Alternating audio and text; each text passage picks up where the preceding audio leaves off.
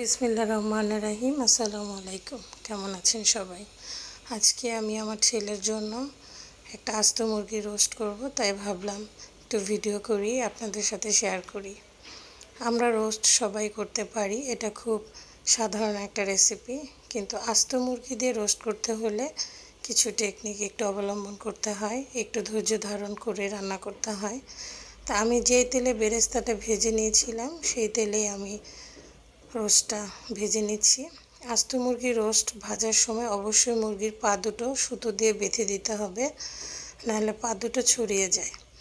আমি মুরগিটা 1-1.5 মিনিট ভেজে নিলাম। মুরগি বেশিক্ষণ ভাজলে কিন্তু মুরগিটা হার্ড হয়ে যাবে। এখন আমি সেই তেলের মধ্যে দারচিনি এবং এলাচ দিয়ে দিলাম, দিয়ে এটা কিছুক্ষণ ভেজে সুঘ্রাণ বের হলে এর মধ্যে দিয়ে দিব আমি পেঁয়াজ বাটা। রোস্টে অবশ্যই পেঁয়াজের বাটাটা বেশি দিতে হবে এবং এর মধ্যে দিয়ে দিব পরিমাণ মতো আদা রসুন। এই আদা রসুন এবং পেঁয়াজের মধ্যে যে পানিটা আছে এটা আমি বেশ কিছুক্ষণ কষিয়ে নেব এবং কষিয়ে এটার যে পানিটা আছে পানিটা শুকিয়ে ফেলব।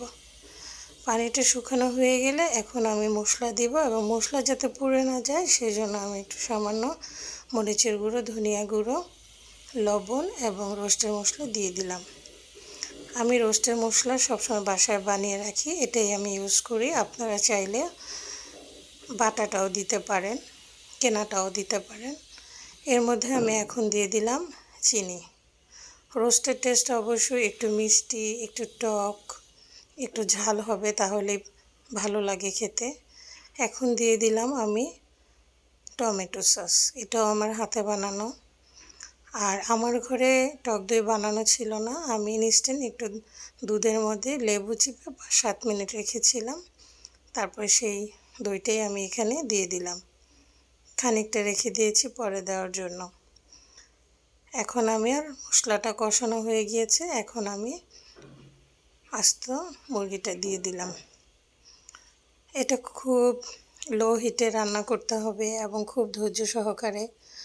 আসলে আমরা যে রোস্ট রান্না করি একটা মুরগিকে 4 ভাগ করে, সেটার ভিতরে অনায়াসে মশলা ঢুকে যায় রান্না করার সময়, কিন্তু আস্ত মুরগি রান্না করতে হলে এটার ভিতরে সহজে মশলাটা ঢুকতে চায় না।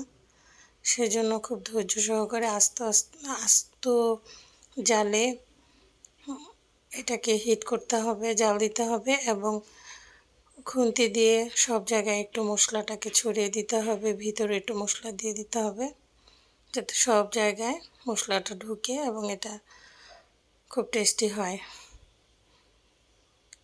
আর অবশ্যই খেয়াল রাখবেন এটা উল্টে দেওয়ার সময় কড়াইটা ধরে নেবেন, কারণ এটা উল্টানোর সময় কড়াইটাই উল্টে যেতে নেয়।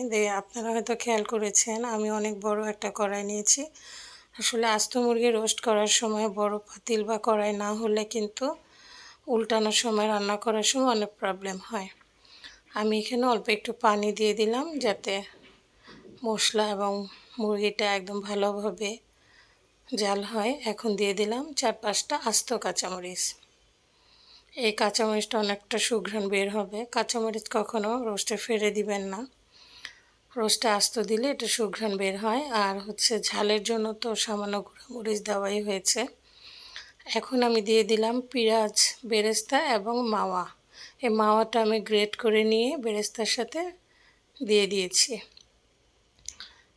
এই পেঁয়াজ বেরেস্তাটাও কিন্তু রোস্টের অনেক ইম্পর্ট্যান্ট একটা ইনগ্রেডিয়েন্টস, এটা না দিলে রোস্টের স্বাদ যেন হয়ই না।